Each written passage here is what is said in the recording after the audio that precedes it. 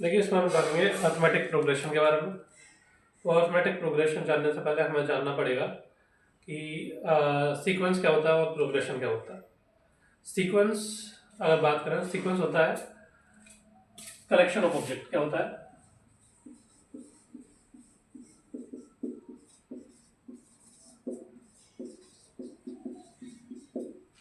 Sequence collection of object होता है जिसमें हमने first term, second term, third term ये हमने आइडेंटिफाई कर रखे हैं। उसी को क्या कहते हैं? सीक्वेंस कहते हैं।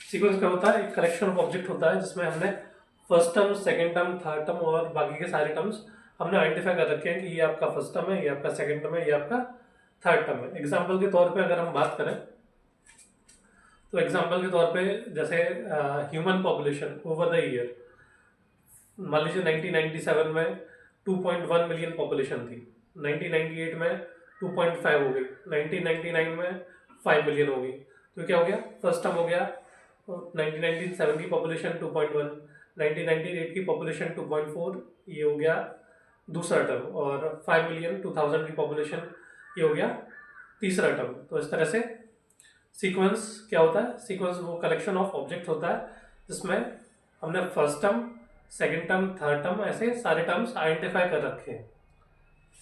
इसका एग्जांपल क्या है? एग्जांपल है human population over the years.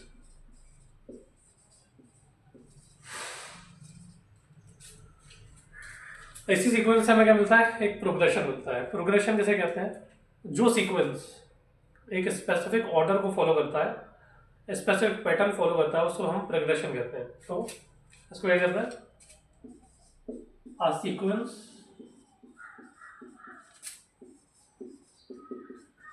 which follows specific pattern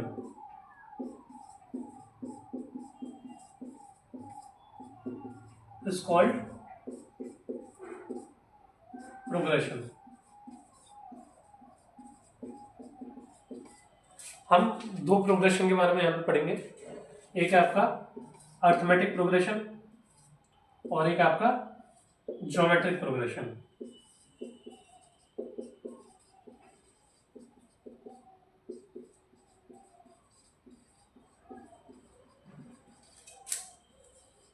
geometric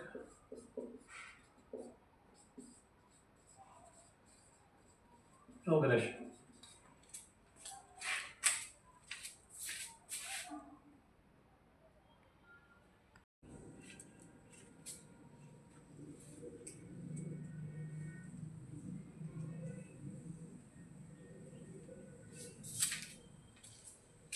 और हम बात करेंगे इनके एग्जाम्पल की। जैसे कि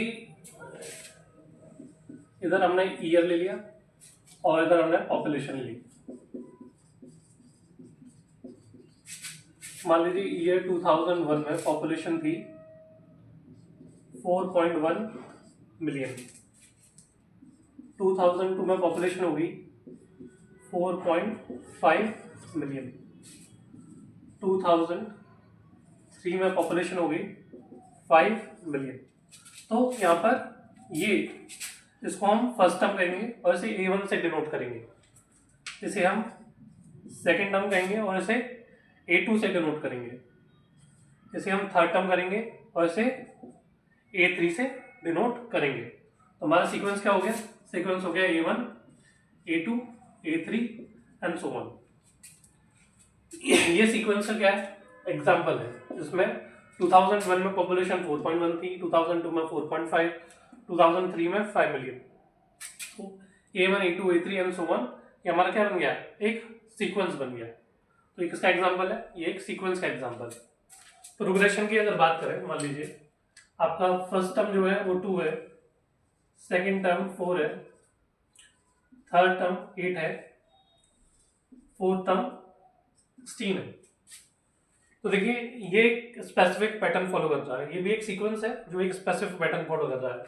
इसमें ये क्या है, ये टाइम्स 2 है, ये टाइम्स 2 है, ये टाइम्स 2 है, ये एक स्पेसिफिक पैटर्न फॉलो कर रहा है। तो ये क्या है, एक प्रोग्रेशन है। इसी को हम आगे पढ़ेंगे, यही होता है ज्योमेट्रिक प्रोग्रेशन। क्या होता है, ज्योमेट्रिक प्रोग्रेशन।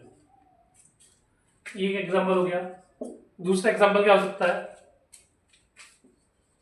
जैसे A1 है आपका 2, A2 है आपका 5, A3 है आपका 8, A4 है आपका 11। इसमें क्या पैटर्न है, इसमें पैटर्न ये है कि ये नेक्स्ट टर्म जो है अगले से 3 ज्यादा है, +3 +3 5 +3 8 8 +3 11। तो ये हमारा क्या है, एक सीक्वेंस है। इसी को हम कहते हैं अरिथमेटिक प्रोग्रेशन।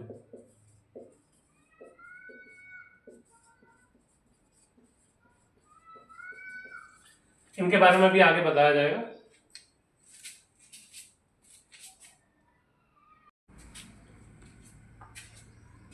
अब देखिए अरिथमेटिक प्रोग्रेशन किसे कहते हैं। मान लीजिए आपके पास एक सीक्वेंस है 2 4 6 8 10 एंड सो ऑन। देखिए इसको हम कहेंगे फर्स्ट टर्म, और इसको हम डिनोट करेंगे A1 से। ये आपका सेकेंड टर्म है, इसको डिनोट करेंगे A2 से, इसको डिनोट करेंगे A3 से, और इसको डिनोट करेंगे A4 से, एंड सो ऑन। अब किसी भी सीक्वेंस को अरिथमेटिक प्रोग्रेशन है या नहीं है, ये जानने के लिए आपको क्या करना पड़ेगा, आपको an+1 is equals to an+d। Definition wise आपका n+1 टर्म जो होना चाहिए वो nth टर्म प्लस एक d कांस्टेंट का एडिशन होना चाहिए। आसान भाषा में कहें तो ये आपका an+1 टर्म है, ये A2 टर्म है, और ये क्या है, ये A1 या an टर्म है। तो 4 जो है 4 an+1 term, an2 plus some constant d होना चाहिए। अगर d हम इधर से निकालें तो कितना आएगा, 2 आएगा। मतलब जो नेक्स्ट टर्न होगा अगर उसका पिछले टर्न से सब्ट्रैक्शन करेंगे तो हमें d मिलेगा, और d को हम कहते हैं कॉमन डिफरेंस। कॉमन डिफरेंस मतलब किन्हीं दो कंसेक्यूटिव टर्म्स का डिफरेंस जो होगा वो हमारा कॉमन डिफरेंस होगा, और ये हर टर्म्स में सेम होगा। देखिए जैसे ये अगर हम an+1 ले लें तो an अगर इसे ले लें तो हमारे पास क्या आएगा, 8 an+1 minus an is equals to 8 माइनस 6 इज इक्वल्स टू 2। देखिए ये 2 ये 2 सेम कॉमन डिफरेंस। और भाषा समझा है, आपको दो टर्म्स लेने हैं, अगले वाले टर्म से पिछले वाला टर्म सब्ट्रैक्ट करना है। अगर आपके पास एक कॉमन डिफरेंस आता है, मतलब सेम डिफरेंस निकल के आ रहा है, तो हमें क्या कहेंगे, ये एक अरिथमेटिक प्रोग्रेशन है। जैसे 8 में से 6 गया 2 बचा, 10 में से 8 गया 2 बचा, 6 में से 4 गया 2 बचा, 4 में से 2 गया तो 2 बचा। ये जो डिफरेंस आपको मिल रहा है हर टर्म्स के बीच में, इसी को क्या कहते हैं, कॉमन डिफरेंस कहते हैं।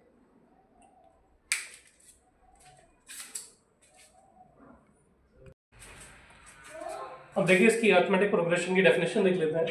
A sequence A1, A2, A3 so on to An is called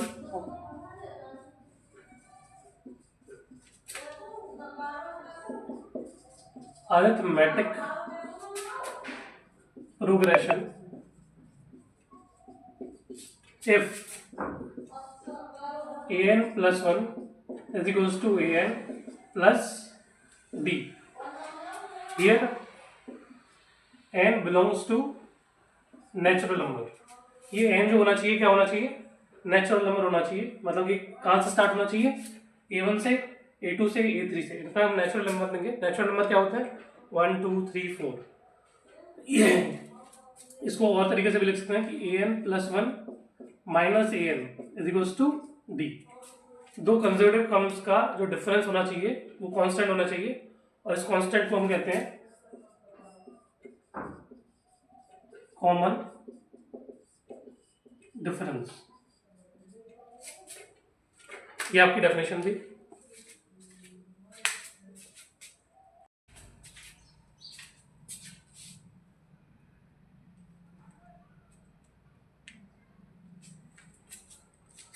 देखिए, अरिथमेटिक प्रोग्रेशन की प्रॉब्लम सॉल्व करने के लिए आपको कुछ फॉर्मूले याद रखने पड़ेंगे, जैसे कि nth टर्म इसमें क्या होगा? an = a1 + n-1 × d। ये आपका nth टर्म का फॉर्मूला है, जहां पर an है आपका nth टर्म, a1 है फर्स्ट टर्म, और d है आपका कॉमन डिफरेंस।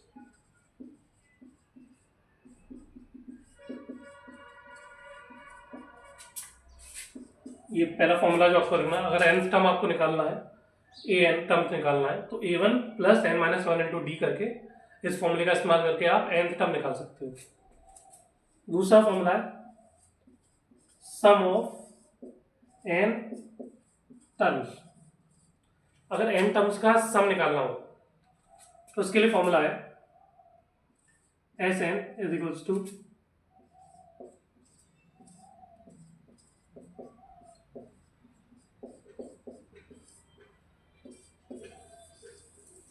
क्या फॉर्मूला है? Sum of n terms = n/2 × 2a 2a1 + n-1 × d। यहाँ पर Sn क्या है? Sn है सम ऑफ n टर्म्स।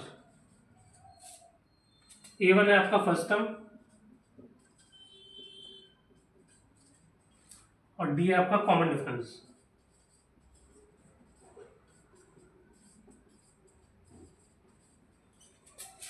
इसे नोट कर लीजिए। इसके बाद एक फॉर्मूला और आएगा,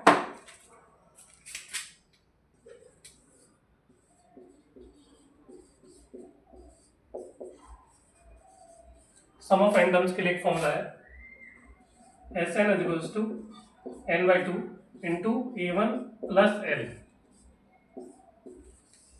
इसको देखिए, अगर एक तो फॉर्मूला ये है सम ऑफ n टर्म्स निकालने के लिए, दूसरा फॉर्मूला ये है सम ऑफ n टर्म्स निकालने के लिए। यहां पर l क्या है? l है लास्ट टर्म, ये है लास्ट टर्म और nth टर्म। अगर आपको n नंबर्स का सम निकालना है, तो अगर आपको nth टर्म पता है तो उसको यहाँ पे रख दो और फर्स्ट टर्म से ऐड कर दो और n/2 से मल्टीप्लाई, तो आपको क्या मिल जाएगा? सम ऑफ n टर्म्स। एक फॉर्मूला ये है और दूसरा फॉर्मूला ये है सम निकालने का। इन्हीं तीन फॉर्मूले की आपको आवश्यकता होगी पूरी यूनिट में।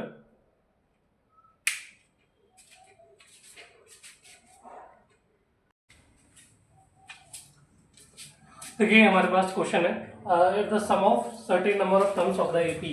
ये एपी दे रखा है और इनमें से किसी n टर्म्स का सम जो है 116 है। तो हमें क्या पता लगाना? फाइंड द लास्ट टर्म, आखिरी टर्म कौन सा है ये हमें पता लगाना है। तो देखिए इसमें क्या क्या दे रखा है। इसमें सबसे पहले हम निकालेंगे फर्स्ट टर्म। फर्स्ट टर्म क्या दे रखा है? 25। दूसरा हम क्या निकालेंगे? Common difference d। d क्या होता है? Next term minus previous term. 22 minus 25 = -3। तो हमारे पास फर्स्ट टर्म आ गया और ये कॉमन डिफरेंस आ गया। अब सम ऑफ n टर्म्स का हमारे पास फॉर्मूला क्या है? सम ऑफ n टर्म्स की जगह हम पहले लास्ट टर्म निकाल लेते हैं। लास्ट टर्म हमारे पास क्या है? लास्ट टर्म हमारे पास nth टर्म होगा, an = आएगा, या इसको लास्ट टर्म लिख दो, l = a1 + n-1 × d। तो क्या आ जाएगा हमारे पास? ये आ जाएगा 25 प्लस n माइनस 1 इंटू -3, ये आ जाएगा 25 प्लस -3n प्लस 3, तो ये आ जाएगा 28 माइनस 3n। तो लास्ट टर्म हमारे पास क्या आ गया, 28 माइनस 3n। हमारे पास फर्स्ट टर्म आ गया है, कॉमन डिफरेंस आ गया है और लास्ट टर्म आ गया। अब ये सम दे रखा है, सम ऑफ n टर्म्स कितना दे रखा है, 116। अब सम ऑफ n टर्म्स का फॉर्मूला हमारे पास क्या है, जब हमारे पास लास्ट टर्म दे रखा हो तो हम इस फॉर्मूले का इस्तेमाल करेंगे, Sn equals to n/2 into a1 plus l, ये पहले बता चुके हैं। तो Sn आएगा 116 equals to n/2 into 25 plus last term यहाँ से 28 माइनस 3n, तो ये आ जाएगा आपका पास 2, अगर मैं इधर ले लूँ तो 232 equals to n into 25 plus 28 होगा 53 माइनस 3n। देखिए इससे बनेगा आपके पास 53n माइनस 3n स्क्वायर 232। इस वाले पार्ट को अगर हम इधर ले लेते हैं तो हमारे पास आएगा 3n square minus 53n plus 232 equals to 0। तो ये हमारे पास क्वाड्रेटिक इक्वेशन आ गई। इससे हमें क्या निकालना है, इससे हमें n निकालना है। तो n निकालने के लिए हमें क्या चाहिए, ये हमारा a है और ये हमारा c है और ये हमारा b है। तो a इंटू सी, ये दो फैक्टर का या तो सम होना चाहिए या फिर ये और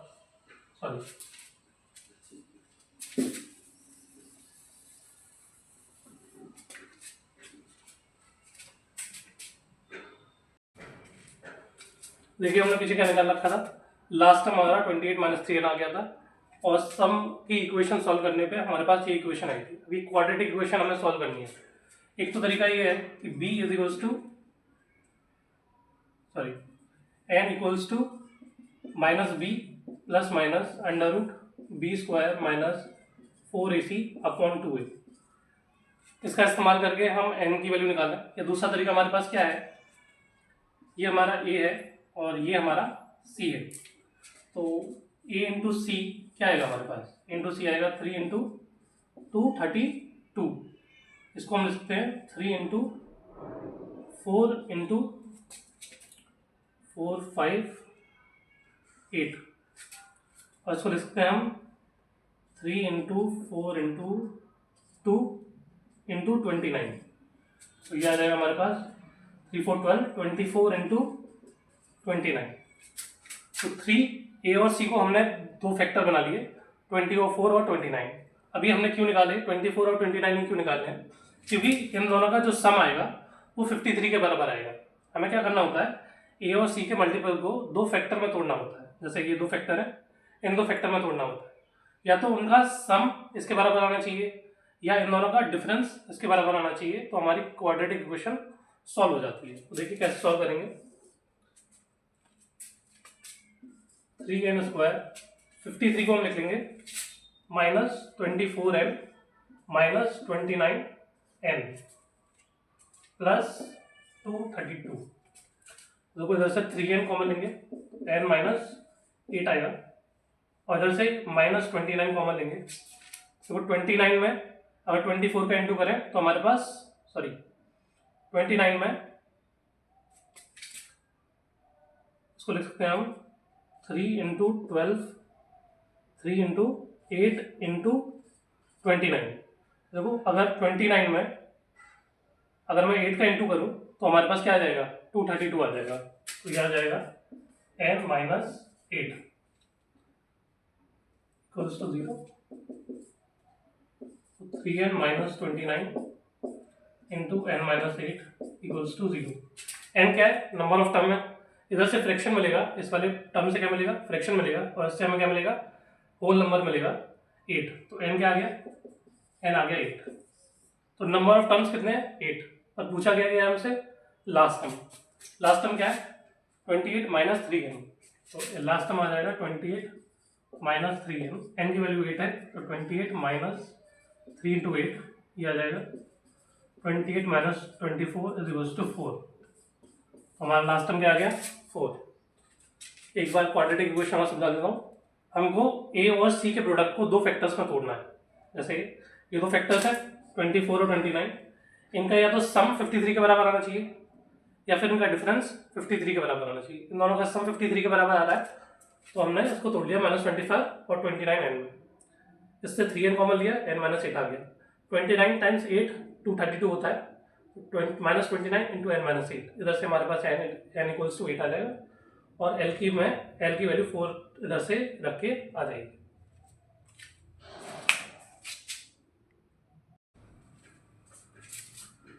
ये दूसरा क्वेश्चन है आपका। ये कह रहा है sum of n terms of two arithmetic progression, मतलब दो अरिथमेटिक प्रोग्रेशन है। पहले वाले दो अरिथमेटिक प्रोग्रेशन है जिनके n टर्म्स का सम का ratio 5n + 1 is to 9n + 1 9n + 6 है। मतलब SAN एथ का जो और मतलब पहले प्रोग्रेशन अरिथमेटिक प्रोग्रेशन के n टर्म्स का सम अपॉन दूसरे प्रोग्रेशन के n टर्म्स का सम का रेशियो है 5n + 4 अपॉन 9 + 6। तो हमें पता लगाना है फाइंड द रेशियो ऑफ 18 सम। तो ये हमारे पास गिवन है और हमें दे के रखा है, हमें पता लगाना है A 18 अपॉन B 18, ये हमें पता लगाना है। तो हमारे पास सम का फॉर्मूला क्या होता है? सम का फॉर्मूला होता है n/2 upon 2a1 plus n-1 into d1। मान लो इसका फर्स्ट टर्म a1 है और इसका common difference d1 upon n/2 into 2b1 plus n-1 into d2।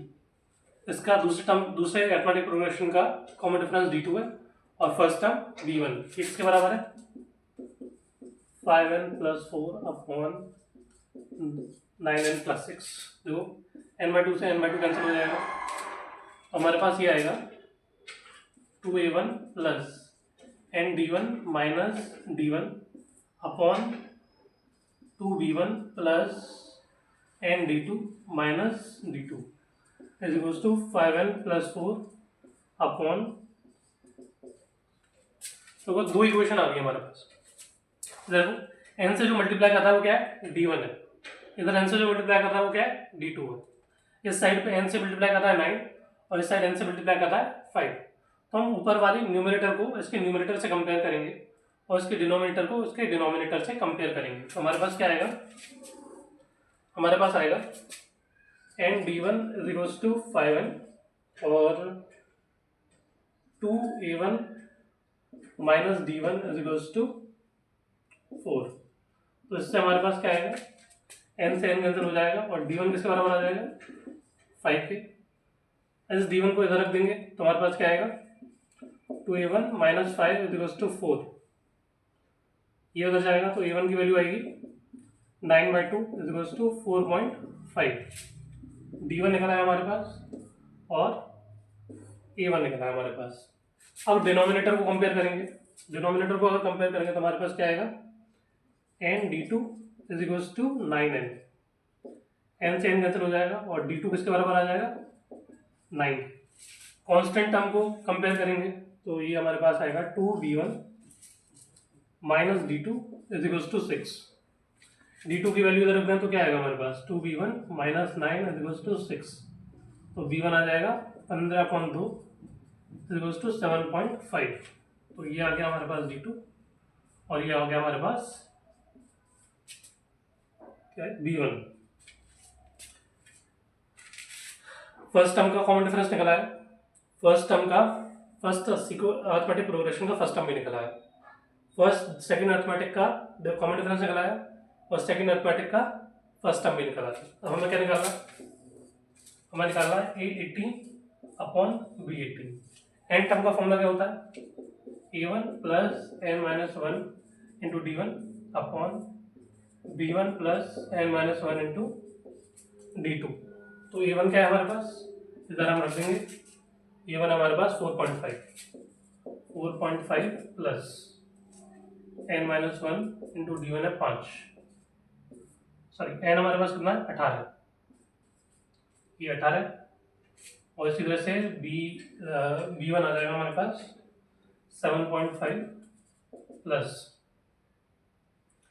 18 minus 8 into 9, तो कितना आ जाएगा, ये आ जाएगा 4.5 plus 17 into 5 upon 7.5 plus 17 into 9। तो 17 इंटू 5 क्या होता है, 50, 35, 85, तो ये आ जाएगा 4.5 प्लस 85, और ये कितना होता है 153 प्लस 153, ये आ जाएगा 18 upon b18 is equals to 89.5 upon 160.5। ठीक है, ये पॉइंट में इसको सॉल्व करेंगे, अगर 5 से कैंसिल करें तो 5 1 7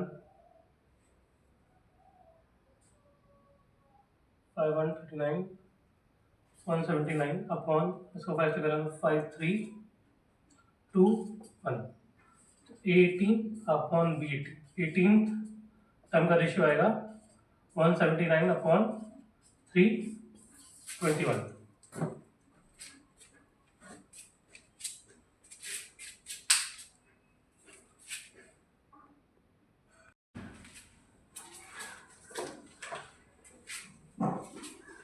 तो ये आपका थर्ड क्वेश्चन है, उसमें क्या कह रहा है,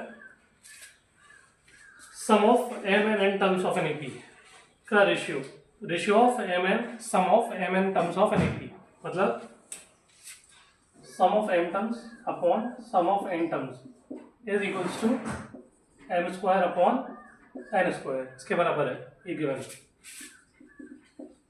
और आपसे फाइंड करने को क्या कह रहा है,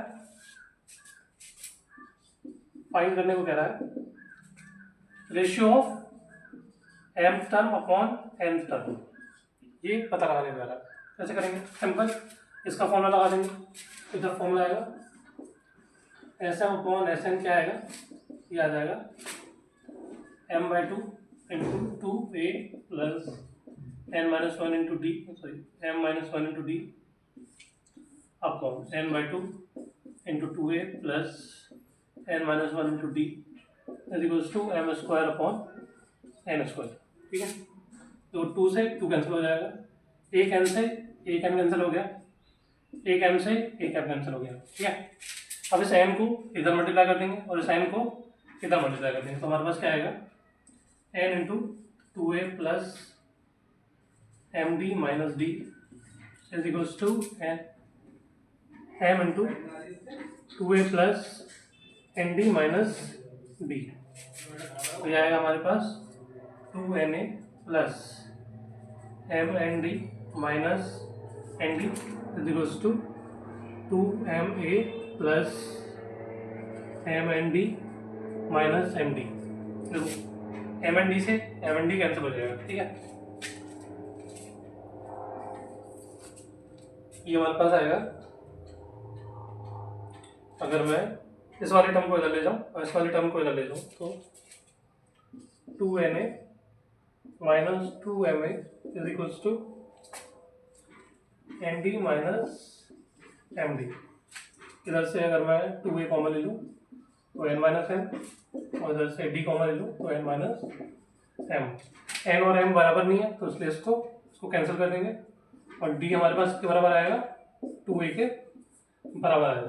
क्वेश्चन फर्स्ट, ये हमें इस रिलेशन से हमें ये रिजल्ट मिला है, हमें क्या निकालना है, am upon an। am upon an का फॉर्मूला क्या होता है, a plus m minus one into D upon a plus n minus one into D. D को हम किसके बराबर रख देंगे, 2a के, तो क्या आएगा हमारे पास, a plus m minus one into 2a upon a plus n minus one into 2a।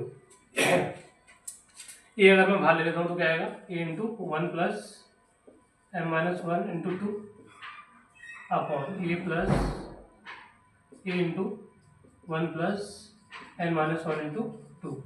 ए से ए कैंसिल हो जाएगा, ये हमारे पास आएगा one plus two M minus two upon one plus to n minus two. तो ये आ जाएगा हमारे पास a m upon a n आ जाएगा two M minus one upon two M minus one. क्या निकालना था, मैं निकालना यही था, ये हमें प्रूव करना था कि इन दोनों के रेशियो का टर्म्स कितना, two M minus one upon two M minus one. तो हैंस